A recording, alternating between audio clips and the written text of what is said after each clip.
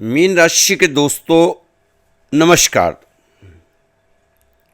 दोस्तों, इस समय आप किसी नवीन योजना को कार्य देने से बेहतर परिणाम आपको मिल सकते हैं।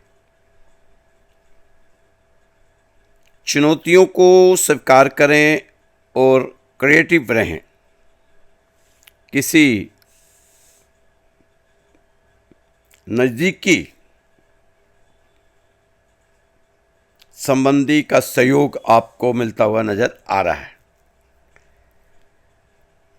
दोस्तों, पिछले कुछ समय से चल रही अस्त व्यस्त दिनचर्या में शायद अब कुछ ठहराव आता नजर आ रहा है।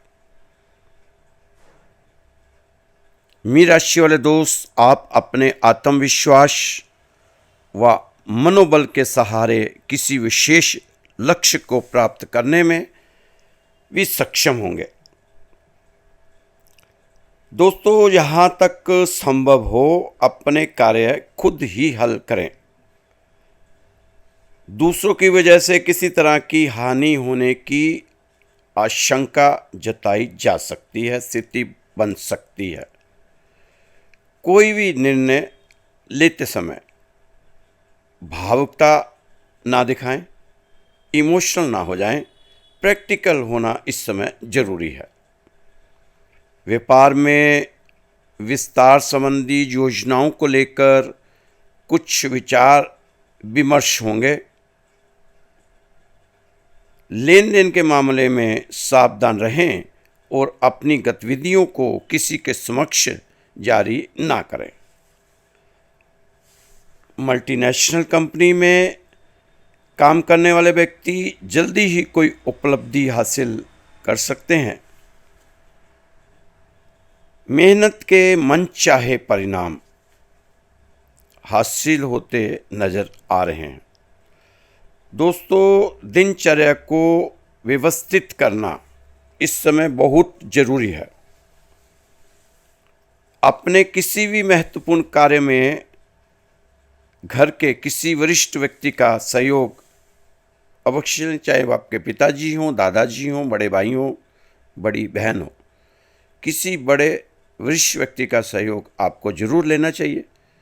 उनकी उचित सलाह से आपको अवश्य ही फायदा होगा, सफलता प्राप्त होगी।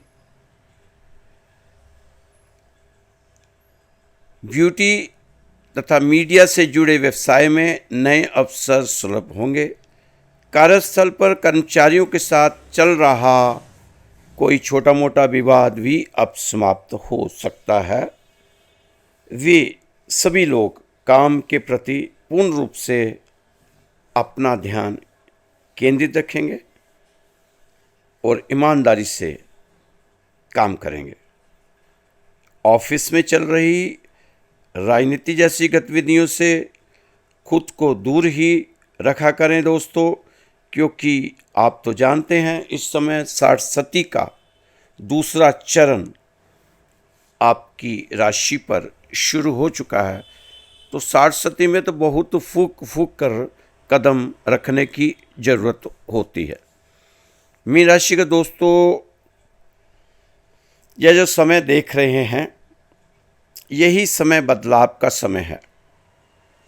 अब अनहोनी चीज़ें होनी बंद होंगी, अनचाही चीज़ें बंद होगी, मनचाही चीज़ें अब होनी शुरू होगी। श्रेष्ठ लोगों का आपके साथ जुड़ने का समय आ गया है। आपके प्रयासों को आहिस्ता आहिस्ता सफलता मिलने के चांस बन रहे हैं। अतीत में जो समय आपको दुख दे रहा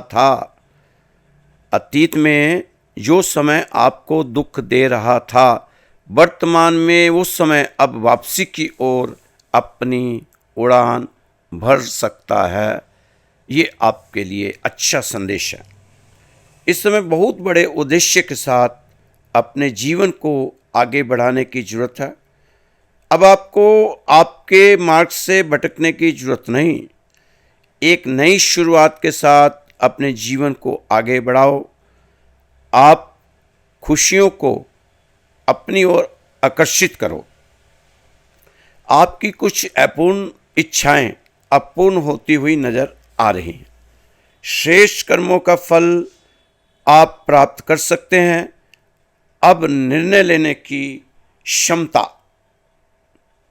आपकी मजबूत होगी, आप अंदर से मजबूत होंगे।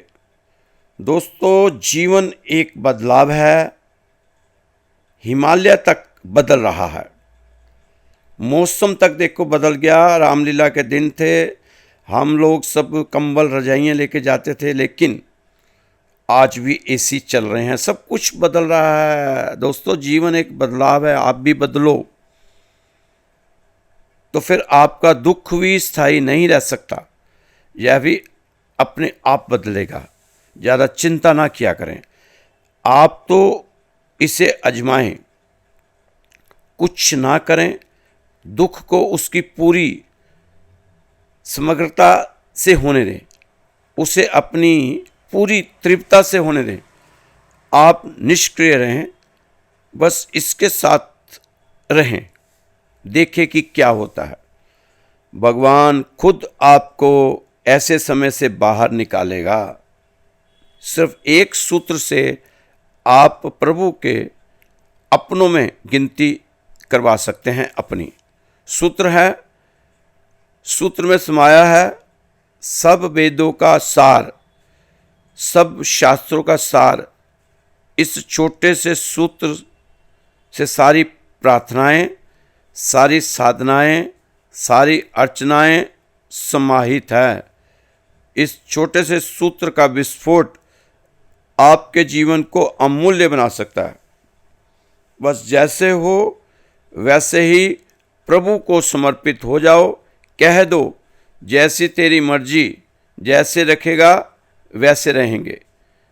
जल में डूबता मनुष्य जैसे वायु के लिए व्याकुल होता है, वैसे ही आप ईश्वर के लिए व्याकुल हो जाओ और कहो, कुछ तो मेरे कर्म है ऐसे, कुछ तो मेरे कर्म है ऐसे जिससे मैं शर्मिंदा हूँ। सर पर कर्ज है दुनिया का, बस इसलिए जिंदा हूँ। तुमने भी मुंह फेर लिया, भगवान से कहना आपने, तुमने भी मुंह फेर लिया तो और कहाँ मैं जाऊँगा। अब तो आकर वहाँ पकड़ लो, वरना मैं गिर जाऊँगा। ये आपने भगवान को समर्पित होकर ये कहना। मीन राशि का दोस्तों, इस समय अपनी झूठी बाबा से बाज आएं। झूठी तारीफों के जाल से अपने आप को ना फंसाएं। झूठी तारीफों के जाल में अपने आप को ना फंसाएं, नहीं तो आपके साथ भी कभी ऐसा ना हो जाए। एक स्टेशन पर गाड़ी चली तो एक आदमी अपना सामान गाड़ी से अंदर फेंकते हुए गाड़ी में चढ़ गया। सभी कहने लगे, वाह वाह वाह वाह वाह, क्या दलेरी है, क्या हिम्मत है, क्या दिमाग है, क्या उम्र है, वाह वाह वाह वाह। जोश के बाद वाह वाह वाह। उस व्यक्ति के सामान वगैरह उस व्यक्ति ने रखा, वो बहुत उदास सा बैठ गया। साथ ही एक बुजुर्ग व्यक्ति बैठा हुआ था। उसने पूछा, क्यों इतने उदास होकर बैठ गए? अभी तो जब गाड़ी में चढ़े तो बहुत उत्साहित थे, बड़ी ऊर्जा थी।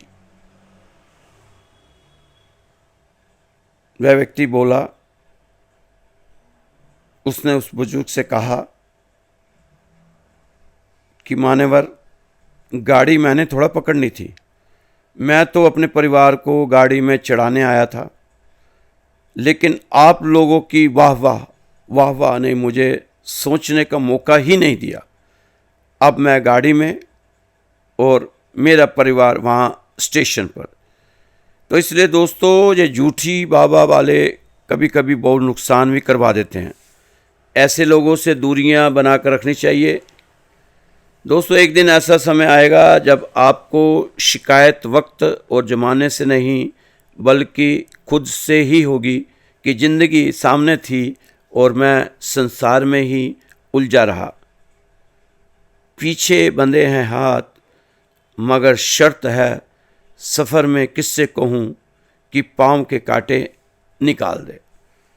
तो दोस्तों, ये जो कहानी आपको छोटा सा प्रसंग मैंने सुनाया था, ये आपको इसलिए भी सुनाया कि आप भी बहुत जल्दी वाह वाह वाह वाह वाह से प्रभावित हो जाते हैं, फिर अपना बहुत कुछ नुकसान कर बैठते हैं।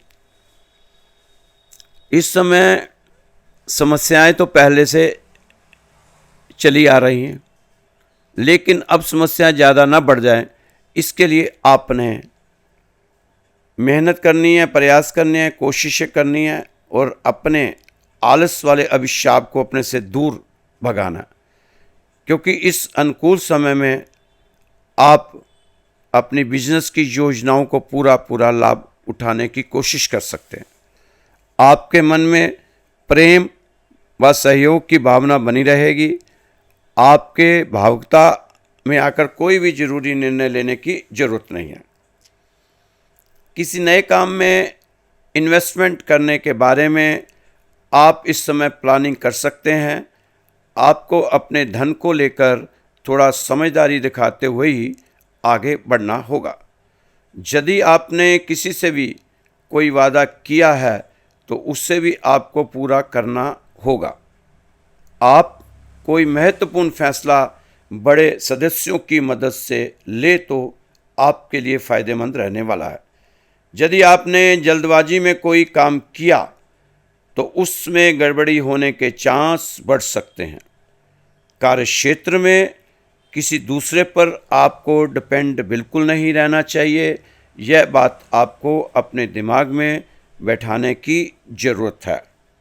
आपको अपने अधूरे कामों को पूरा करने के लिए ध्यान देने की भी ज़रूरत है। सबसे बड़ी बात है कि इस समय जो बेवजह का भ्रम भय आपके मन में बैठा हुआ था वह खत्म होता हुआ नज़र आ रहा है। यह तो आप भी महसूस करते होंगे। दोस्तों, एक छोटी सी कहानी है, प्रसंग है, सीख है। ये आपने देखना इसमें से क्या निकालते हैं। एक छोटी सी कहानी 1 मिनट की, लेकिन आपकी राशि के लिए ज़रूरी है, जो आपके जीवन में काम आने वाली है। एक महात्मा एक जंगल से गुजर रहे थे। तभी अचानक उनकी नज़र एक शेर पर पड़ी जो काफ़ी हट्टा कट्टा और मजबूत था, लेकिन वह मोटी रस्सियों से पेड़ के साथ बंधा हुआ था। शेर की आंखों से बेबसी झलक रही थी। वह बहुत भूखा प्यासा भी लग रहा था। शेर ने बहुत ही दयनीय और बेबसी नज़रों से महात्मा जी को देखा और महात्मा जी से निवेदन किया कि महात्मा जी, आप मुझसे डरो ना, आप मुझे खोल दो।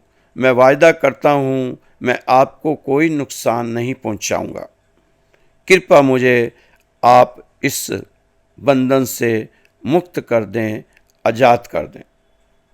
मैंने कई दिनों से कुछ खाया पिया नहीं है, पानी तक नहीं मिला मेरे को। कृपया मेरे ऊपर दया करें या उपकार कर दें, मुझ पर विश्वास करें, मैं आपको कोई नुकसान नहीं पहुंचाऊंगा। महात्मा जी को शेर पर दया आ गई। उन्होंने बिना कुछ समझे शेर को रस्सियों के बंधन से मुक्त कर दिया। शेर बिना कुछ कहे अपने रास्ते चला गया और महात्मा जी अपनी मंजिल की ओर निकल पड़े।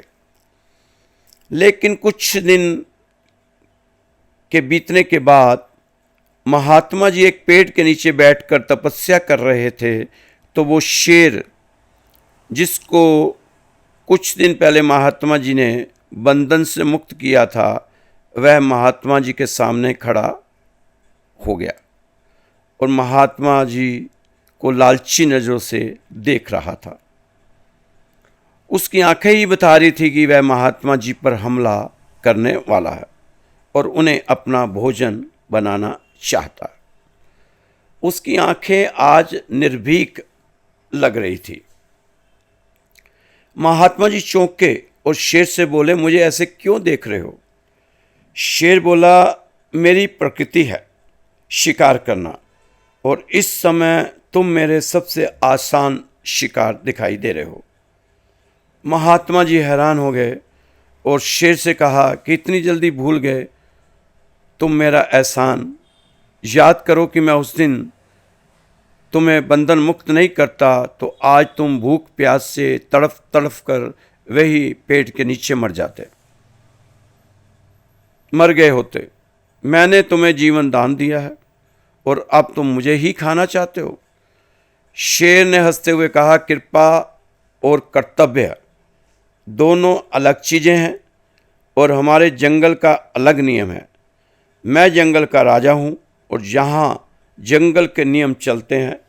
महात्मा जी ने कहा, इसका फैसला हम किसी दूसरे से करवा लेते हैं। जंगल आपका है, राजा आप हो। चलो जंगल से मैं किसी 2 लोगों से पूछवा लेते हैं। एक से आप पूछवा लो, दूसरे से मैं पूछवा लेता हूँ। किसी दूसरे से इस बात का फैसला करवाते हैं। शेर राजी हो गया। वहीं पेड़ पर एक तोता बैठा था। महात्मा जी ने तोते से अपनी पूरी बात तोते को सुनाई और तोते से पूछा कि क्या होना चाहिए। तोता बोला, मनुष्य पूरी उम्र हमें पिंजरे में कैद रखता है, बंद रखता है। दाने पानी के एवज के नाम पे हमसे हमारी आज़ादी छीन लेता है और जब मन भर जाता है तो पिंजरा किसी और को दे देता है। मैं तो शेर का पक्ष लूँगा, मुझे जंगल में आज़ादी से रहना है। दोनों जंगल में आगे बढ़ गए। थोड़ी ही दूरी पर एक ऊंचे पेड़ पर एक तपस्वी तपस्या कर रहे थे। महात्मा जी ने उन्हें सारी बात बताई, सारी बात सुनाई। तपस्वी ने पूरा घटनाक्रम सुनने के बाद कहा, बहुत ही शांत भाव से कहा, मैं तो फैसला तभी सुनाऊंगा, तुम पहले पूरी घटना को वैसे ही करके दिखाओ जैसे हुई थी। महात्मा जी ने बिना कुछ कहे शेर को पेड़ पर वैसे ही बांध दिया जैसे पहले बंधा हुआ था। जब रस्सी पूरी तरह कस चुकी थी, तपस्वी मुस्कुराए और महात्मा जी से कहा कि फैसला हो गया। नेकी हर जगह नहीं करनी चाहिए, दया हर जगह नहीं दिखानी चाहिए। जो आज़ाद होकर काटने लगे उसे फिर से बांध देना ही बुद्धिमानी है। दया करो पर पहचान के साथ, क्योंकि हर ज़रूरतमंद भरोसेमंद नहीं होता। तो दोस्तों, यह कहानी आपकी भी है, मेरी भी है, सबकी है। आपने भी कई ऐसे लोगों पर दया की होगी, भरोसा करके मदद की होगी, लेकिन बदले में आपको क्या मिला यह आप अच्छी तरह जानते हैं। आपको बताने की ज़रूरत नहीं, लेकिन अब तो आपको समझ आ ही जानी चाहिए। भरोसा सोच समझ कर करें, किसी के भरोसे ना रहें, उम्मीद सिर्फ अपने से ही रखें। अगर आप राजनीति में हैं तो सोच समझकर कम शब्दों में बात करें, ज़्यादा ना बोलें। जितना बोले मीनिंगफुल बातचीत आपकी होनी चाहिए। ये छोटा सा प्रसंग, छोटी सी कहानी मीन राशि वालों को सीख दे सकती है कुछ। दोस्तों, मन की शक्ति ही सब कुछ है और अपनी ज़िंदगी में आप से बार बार दोहराओ, इसे बार बार दोहराओ कि मन की शक्ति को बढ़ाओ। इसके लिए अभ्यास चाहिए, संयम और धैर्य चाहिए। यह कोई जादू की छड़ी नहीं जो रातों रात सब कुछ बदल दे। एक बात पर आप जोर देना और गौर करना कि बदलाव बाहर से नहीं आता, असली बदलाव आपके अंदर से शुरू होता है। यह कोई बाहरी दवा या चमत्कार नहीं, यह आपकी अपनी ताकत है जो आप पे अपने दिमाग में छुपी हुई है। क्यों हम आज में ही उस ताकत को जगाने की शुरू करें? आज ही करते हैं। अपने मन में एक साफ तस्वीर बनाएं अपने भविष्य की। अपने हर सेल को स्वस्थ, चमकता हुआ और ज़िंदगी से भरा हुआ महसूस करो। हर दिन को खुद को स्थिर, मजबूत और आत्मविश्वास से भरा हुआ महसूस करो। अपने शरीर की, अपने दिमाग की, ताकत पर अटूट विश्वास करो। भावनात्मक लगाव और रोज का अभ्यास यह कोई आसान रास्ता नहीं, यह एक जर्नी है जिसमें आपको अपने दिमाग को हर दिन याद दिलाना होता है कि आप यह कर सकते हैं, आप यह बन सकते हैं जो आप बनना चाहते हैं। कुछ नया तब तक नहीं होगा जब तक आप अपने अंदर की उस किताब को नया पन्ना ना दे दें। आपकी पुरानी सोच एक टूटा हुआ रिकॉर्ड की तरह जो बार बार वही पुराना गाना बजा रहा है कि मैं कुछ नहीं कर सकता, मेरा कोई काम नहीं बनता, मेरा कोई भविष्य नहीं, मेरे ग्रह मेरा साथ नहीं दे रहे, मुझे सब छोड़ चुके, मेरे पर कर्ज हो गया, मुझे पथरी हो गई, मुझे सर्वाइकल हो गया, मुझे थायराइड हो गया, मुझे शुगर हो गई, सोराइसिस हो गया, मेरा वजन बढ़ गया, मेरा शरीर सूज गया, मेरे घुटने काम नहीं कर रहे, मेरा कोई काम नहीं बनता, यह वाला भी नहीं बनता, वो वाला भी बनता। बस यही सोच आपको घसीटते हुए आपके लक्ष्य के पीछे ले आती है। सबसे पहले आज ही, अभी ही अपने मन की अलमारी खोलना होगा, उसमें क्या क्या है देखना होगा कि क्या क्या जमा है, कौन सी सोच, कौन से विश्वास और कौन कौन सी भावनाएं। शांत होकर बैठें, गौर करें कि इसमें से क्या क्या हमारी काम की चीज़ है। जो काम की है उसे तो अपने दिमाग में रखें, जो काम की नहीं है उसे अपने दिमाग से हटाएं। अब आपको अपनी पहचान को पीछे छोड़ना होगा। यह फैसला आसान नहीं, क्योंकि आपका दिमाग पुराने डरे से सहज होता है। अपनी पुरानी चीज़ों को छोड़ें, विश्वास करके चलें। दोस्तों, आने वाला समय अनुकूल दिखाई देगा आपको। दोस्तों, कल हम यह मानते हैं कि हमारी योजनाएं सबसे अच्छी हैं, लेकिन कितनी बार ऐसा हुआ होगा कि जो हमारी इच्छा के अनुसार नहीं हुआ वही आगे चलकर हमारे लिए अच्छा साबित हुआ। जीवन हमें बार बार यही सिखाता है कि हमारी बुद्धि सीमित है, पर अस्तित्व है उसकी योजना असलियत है। जब हम इसकी योजना पर भरोसा करना सीख लेते हैं तो हमारा बोझ हल्का हो जाता है। यदि सब कुछ पहले से तय और ज्ञात हो तो जीने का उत्साह ही खत्म हो जाएगा। अनिश्चितता ही जीवन को नया बनाती है, अनिश्चितता ही हमें साहसी बनाती है। जब हमें इसे स्वीकार कर लेते हैं तो अनिश्चितता बोझ नहीं रहती, बल्कि एक उत्सव बन जाती है। यह समझना है कि जो होना है वही होगा, हमें हमारे अहंकार से मुक्त करता है। जब हम किसी कठिनाई से गुजरते हैं तो उसी कठिनाई में हमारे लिए छुपा हुआ कोई संदेश होता है। अक्सर लोग कहते हैं कि क्यों मेरे साथ ही ऐसा होता है, लेकिन यदि वह सजग होकर देखें तो पता चलता है कि वही घटना हमें भीतर से मजबूत करने के लिए आई थी। हमारी दृष्टि सीमित है, इसलिए हम तुरंत उसकी सार्थकता को नहीं समझ सकते, क्योंकि ये चीज़ हमारे लिए सार्थक है कि सार्थक नहीं है, तो उसकी सार्थकता को नहीं समझ पाते। लेकिन समय रहते सब कुछ स्पष्ट हो जाता है। मनुष्य का सबसे बड़ा संघर्ष परिणामों से है। हम यह चाहते हैं कि सब कुछ हमारी इच्छा के अनुसार हो, लेकिन जीवन कभी भी एक व्यक्ति की इच्छा पर नहीं चलता। यह तो एक विशाल समन्वय है, जहाँ अनगिनत कारण और परिस्थितियाँ मिलकर परिणाम बनाते हैं। यदि हमें सब कुछ पहले से तय और ज्ञात हो तो जीवन नीरस हो जाएगा। इसलिए अस्तित्व ने अनिश्चितता को चुना है ताकि हम हर क्षण को नएपन के साथ जी सकें। कभी ध्यान से देखना, जीवन में सबसे बड़ी घटनाएं अक्सर बिना हमारी योजना की होती हैं। यही अप्रत्याशित घटनाएं हमें यह याद दिलाती हैं कि जीवन हमारी सोच से कहीं बड़ा है, हम केवल उसका एक छोटा सा हिस्सा हैं। यही स्वीकार्यता ही हमें बेनर्म बनाती है। इसलिए अपने जीवन में होने वाली चीज़ों को अच्छे बुरे में बांटना ही व्यर्थ है। हमारी बेचैनी तभी बढ़ती है जब हम अपने जीवन को अपने हिसाब से डालना चाहते हैं। तो दोस्तों, अपने जीवन को अपने हिसाब से चलाओ, ये तो ठीक है, लेकिन इसमें अपने अहम को ख़त्म करो और भगवान पर विश्वास करो।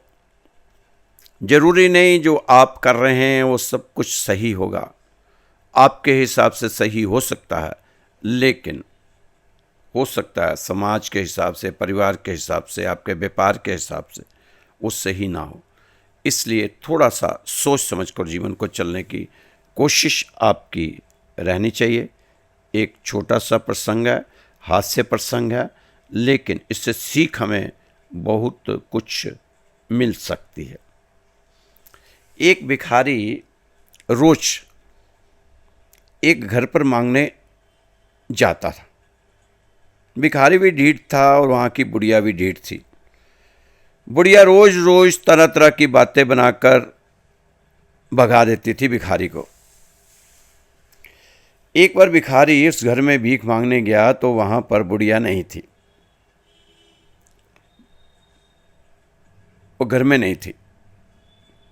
भिखारी गया मांगने भीख। अब बहू थी, बहू ने मना कर दिया। उसको देखती थी कि सास भी मना करती है और नहीं देती इस भिखारी को कोई भीख। घर में नहीं चलन, भीख देने का चलन है ही नहीं, दया धर्म है ही नहीं, तो बहू ने भी मना कर दिया। अब वो भिखारी अपने रास्ते पे चला गया। रास्ते में वो बुढ़िया मिल गई उसको, भिखारी को। बुढ़िया ने कहा, कहाँ से आ रहे हो? उस भिखारी ने कहा, आपके घर में से ही आ रहा हूं, आपके घर गया था। तो बुढ़िया ने पूछा कि भीख मिली, कुछ मिला मेरे घर से? भिखारी ने कहा, भीख नहीं मिली, मना कर दिया आपकी बहू ने।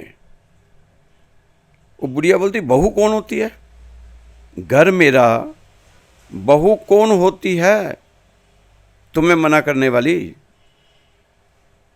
चलो मेरे साथ, मैं देखती हूं उसकी हिम्मत कैसे हुई मना करने की।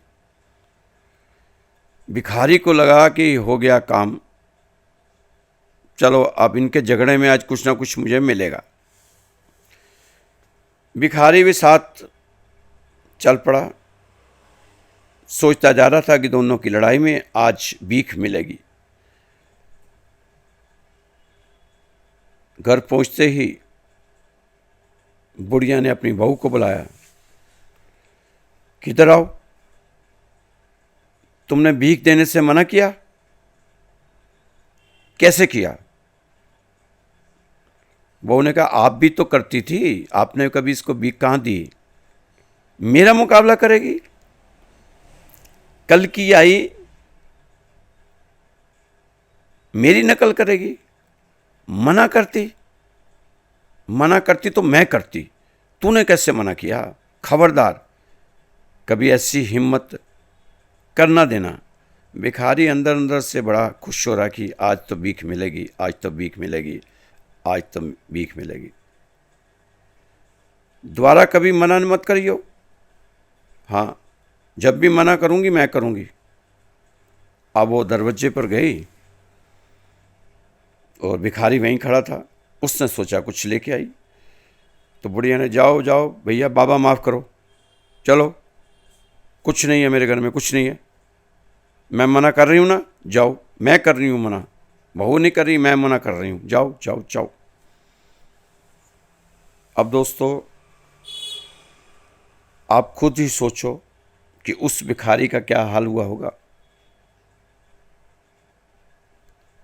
इसी तरह आज संसार में हर आदमी का अहम एक दूसरे के साथ टकरा गया है, टकरा रहा है और नुकसान किसी तीसरे का हो रहा है।